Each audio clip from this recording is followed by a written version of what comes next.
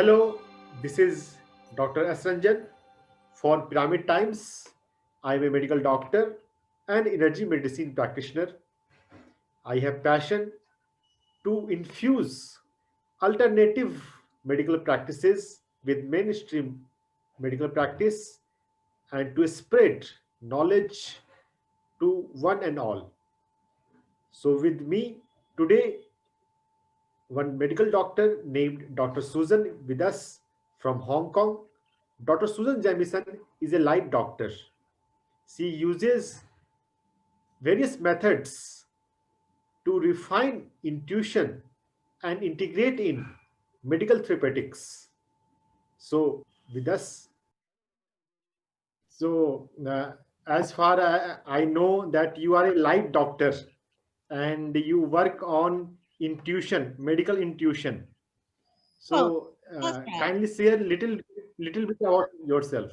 Okay, so um, I've been doing this for over 100,000 hours. So I've definitely achieved a masterhood level at my particular art form. And I think like all of us, I was a very hyper intuitive child, but you assume that everyone else in the world is the same, right? So when I became an MD, I'm a practicing medical doctor still, based in Hong Kong. I just assumed everyone else was the same. I didn't realize what I was doing was maybe slightly different, maybe slightly special. So that's only hit me fairly recently, which is kind of funny, So what I'm going to say is I do have two hats. I would say that, as you know, the rigorous science, evidence-based science associated with modern medicine and their proclivities. It's so lovely to speak to Indians because Indians are the most educated people in the world. So I can use normal words. Thank the Lord. Just going to say that. Just going to throw that out there. Words that I wouldn't use other places. The proclivities towards, drugs and just doing lots of tests. I mean, like X-rays and, I think nowadays the gold standard is just doing a full body MRI, isn't it? That's what you do. So, so this is a ridiculous paradigm, but fortunately, the essence of the doctor-patient relationship is still in the consultation. It's still, and my skill, if you're going to put it in simple language, talking about non-verbal communication and what you can glean out of this interaction that might give you very, very useful information for the healing benefits of the client. So I teach the art and science of intuition, because this is obviously what I'm talking about. And not just in medicine, where you might call that medical intuition, but it's great, businessmen talk about the gut feeling, they're very reliant on that. And it's useful in relationship, it's useful for job decision and this difficult time we're in at the moment. So helping people navigate the way through life, but also out of problems, which is essentially finding the peace and tranquility in life that we've really lost right now. Peace, tranquility, and your essential self. Hmm. Wow, wow. Very good, Dr. Susan. Share some practical aspects of intuition, like how one can use it. Well, of course, but there's no point in talking about things unless one can teach it, because I think a lot of talented people out there who do amazing things, but unless you can kind of teach it, you're just a talented person on your own, really. So it's the basis of other things like psychic ability or remote viewing.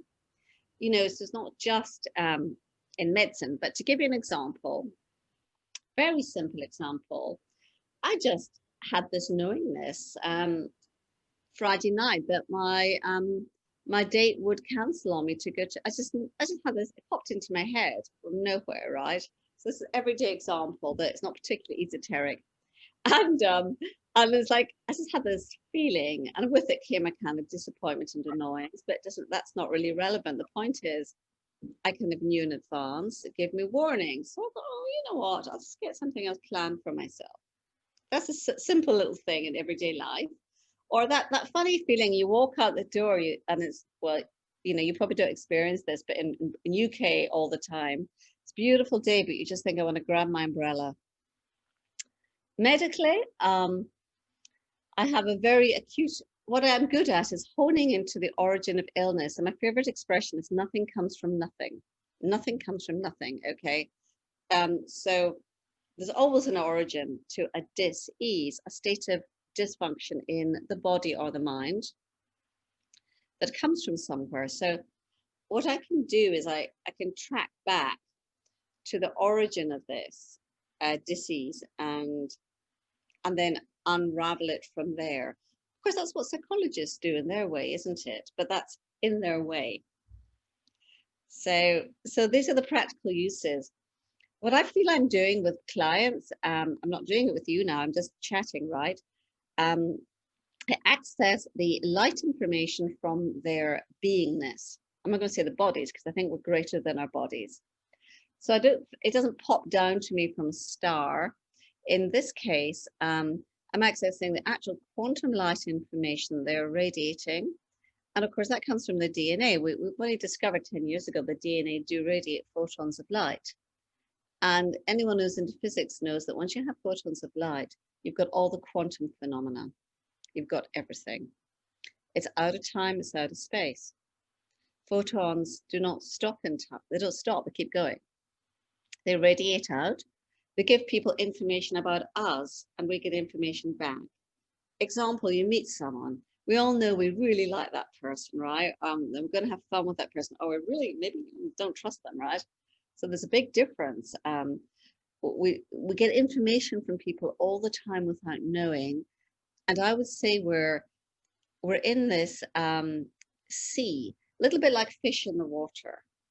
Sea of light fields. So fish, they don't know the swimming in water, do they? They just do it and they navigate the whirlpools and the tides, or they float. And we do the same without knowing. We're embedded in this matrix of light fields, a shimmering web, interconnected fiber. Imagine a shimmering spider web. I wish I could find a nicer analogy for that one, but I can't. Of a matrix of interconnected light. Long answer. Wow, yeah. So light from the beingness. So does it has relation with meditation, or is there any connection with the meditation? How it is connected with the meditation? Meditation is one of the forms of altered states of consciousness, right? We've got hypnosis, we've got trance, we've got meditation. They're altered states of consciousness. However, it does have something to do with it, because I believe in meditation. I think people would say, well, you open up to other things, but I actually think you open up to yourself, and you connect to yourself and your essential being. So it's like a cork, with our pressures of modern life, our stresses and all. I think our optimistic cork of beingness that should float to the surface because it's light, is kind of suppressed and it's under the waves because of the stress, the worry, all this.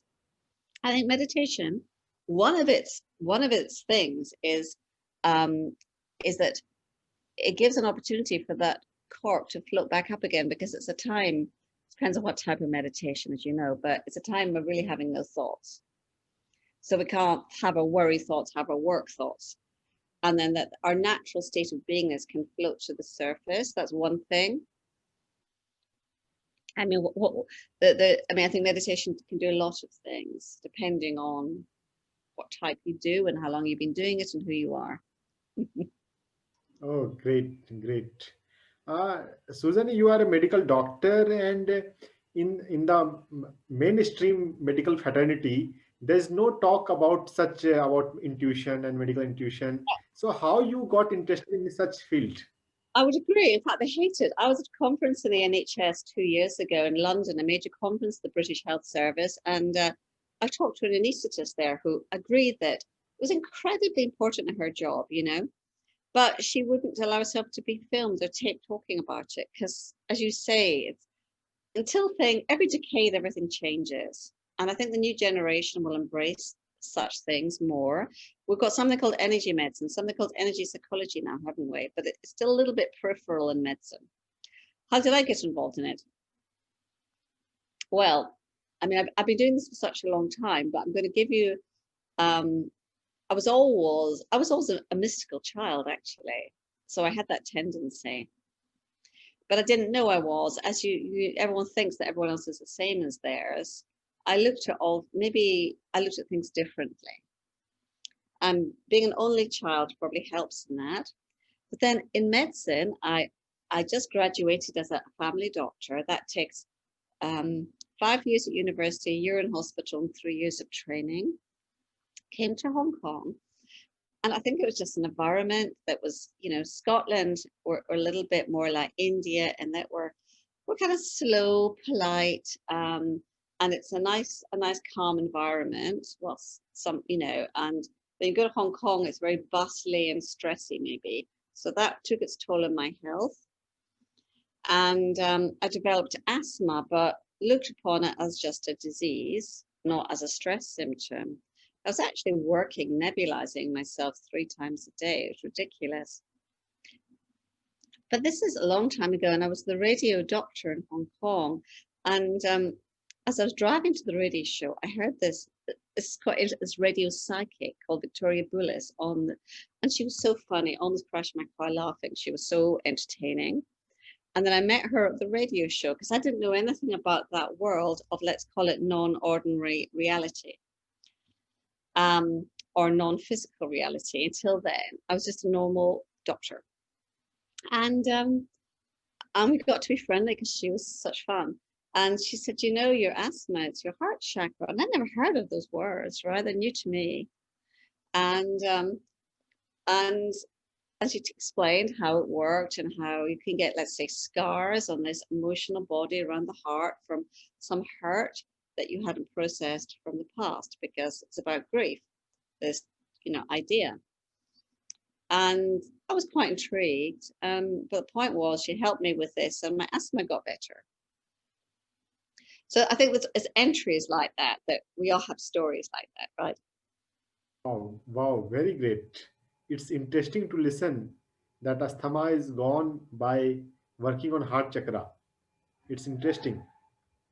So, beside your personal testimonial, would you like to share some experiment or some effect on some client or your patient Of that? course. I think an interesting one is it's the information, and it is quantum. It's like when you drop a pebble in the quantum field. Pebble could be a photon of light, right? Quantum, it's tiny. Ripples will come out. Ripples come out. And the ripples will change, because in the quantum world, it's not Newtonian physics here, right? Where you drop an apple, it has an effect. Quantum world, tiny things have huge effects. So it's not proportional, let's say, like the Newtonian physics, if that makes sense to guys here. Small things. I was just, okay, clients, sorry, back to the, okay, so a nice story is John, who was, it was like what I call the graveyard shift. I don't know, it's 5 o'clock on a Friday night at work. You're really tired. It's your last client, and you're just thinking about having a cocktail with your girlfriend, right? And it's like the end of the week, you're tired. And then this gentleman walks in, and he's just the type of client I find challenging, because I can tell he's only in my office because he's desperate, in that other doctors have not helped him with his horrible headaches that he's had every day, every night. Lots of MRIs, lots of neurologist specialists, horrible headaches. But he's only coming to see me because of desperation, really. Not, I mean, if you know what I mean, not because he actually really wants to. And it's just like, I'm the end of the line type thing. So I know that in the moment he walks in the door, but it's obviously my job to help people, and that's what my what I want to do. But still, I've got my personality baggage, like all of us, and we all have to own this. If we don't, if you think you're a saint, it's just a joke. So you have to see your emotions, see yourself and your irritation and your personality, your whatever, and that's there. So you don't get it confused with the client. That's the point. So no, he walks in, he tells me his really sad story, and other doctors have asked him this before, but I said, when did the headache start? And he said, they started the day after my daughter was killed in a car crash. And at that moment, my heart opened in compassion, and I dropped my personality baggage of irritation, and even fatigue went. And I just dropped it. And when the heart opens in compassion, it's a huge energy source for everything, really, but especially healing. as you possibly know, in this, that the heart emanates many times more light energy, thousands more time than the brain, okay? The heart is the big radiator of, I'm thinking simple electromagnetic energy here. Heart is huge in terms of energy.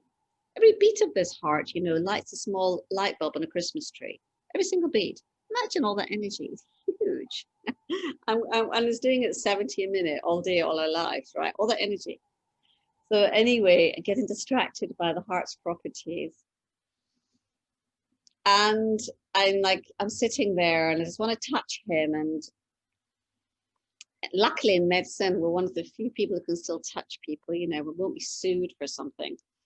So I go over and I say, I just want to have a look at it. It seems he's obviously a left-brained engineer, this man.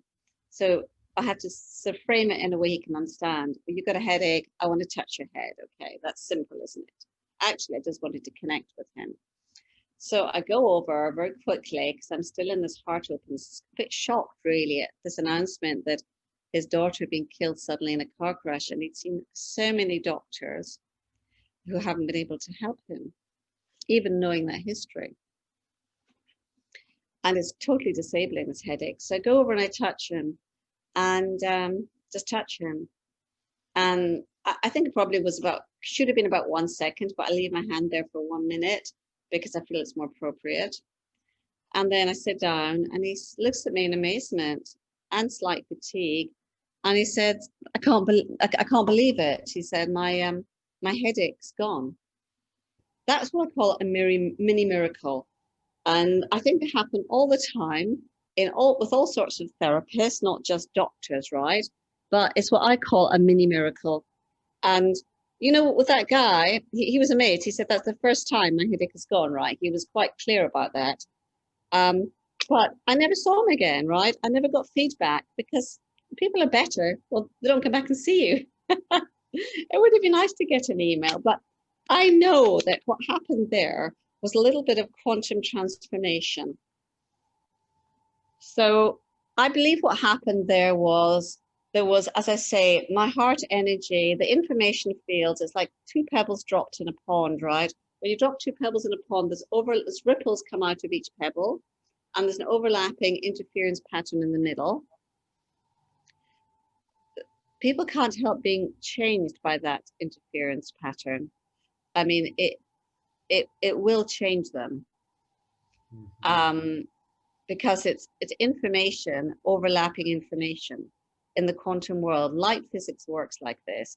Also, and the second thing here is that it creates a standing wave, which is actually going to be a hologram. So there's me, there's him, there's now a hologram, okay? So that's another area of interest. And if you're looking at the actual mechanism of this, some people are interested in that.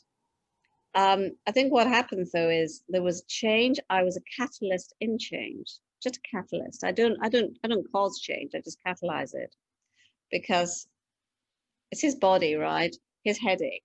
So he got rid of his own headache in the end of the day, but I catalyzed it. Why didn't the other doctors do that? Because probably it doesn't have the techniques and the tools. That's all. It's very specific. And it was not just talking about his daughter's death, because other people had talked about that. He realized the connection. He's not stupid. It was a catalyzation. Also with intent. Intent is sending ripples out to the universe. For a new person, for a new people, how to connect with this light or intuition things? Means Very good how to question. go for it? Very good question. Basically, it's a practice, it's skills, it's connecting to yourself. So people talk a lot about brainwave states, don't they? The alpha state, the beta state, etc. This is important. It's hard to do this when you're stressed and anxious, okay? So that's important on that level. But it's more practice. Go back to the simple example of intuition. And you know when someone's angry or stressed, don't you? You do, you know that. The moment you meet them, if you're at all connected, you would know that. And it's like you feel it in every cell of your body, really. It's not just a thought, it's not a mental thought. Oh, wow, that person's depressed, say. You feel it, okay?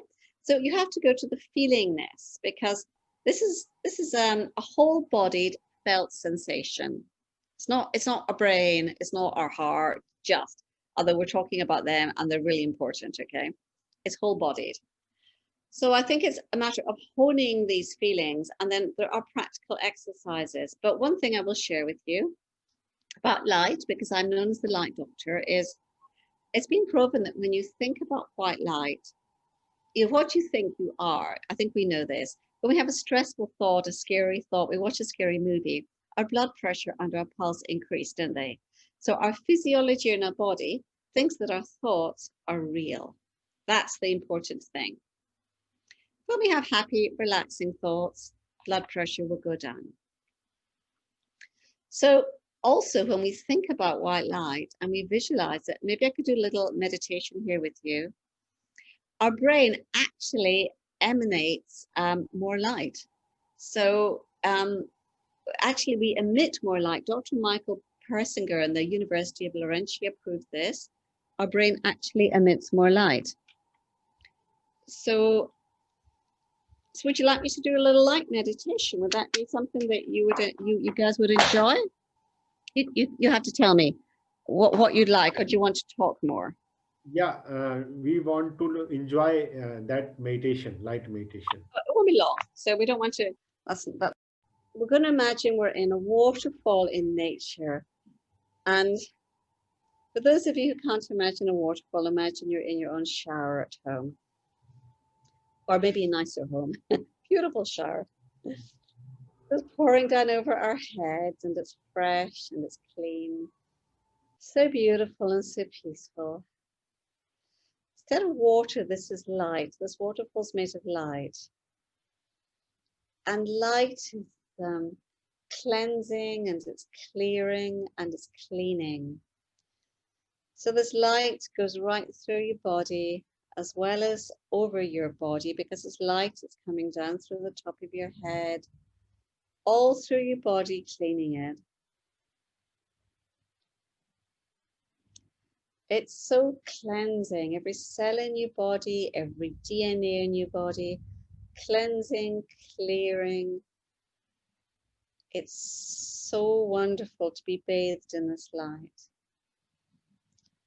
And it's coming down more and more through it's an endless stream through the top of your head.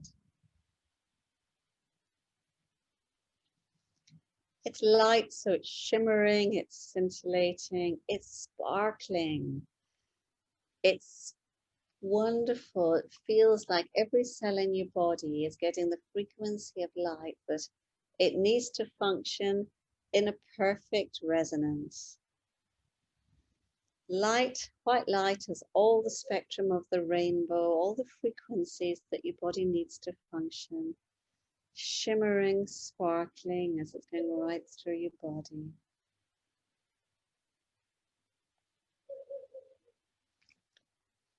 And it's coming out your body in the waterfall. It's going down into the stream, and anything, any disease, any tiredness, fatigue, any stress and anxiety is flowing out with the light, with the water.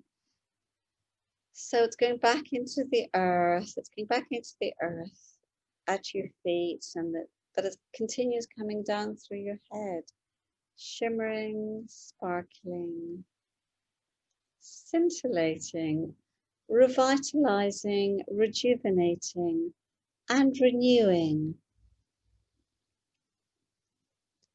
Renewing the function back to perfection in every DNA and every cell.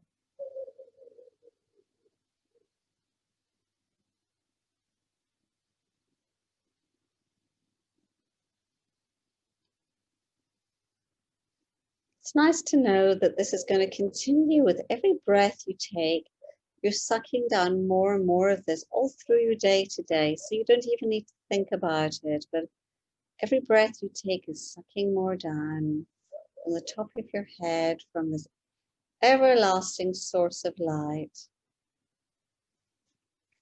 Replenishes, recharges, and rejuvenates.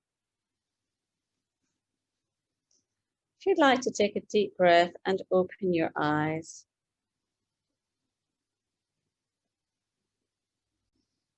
How do you feel after that?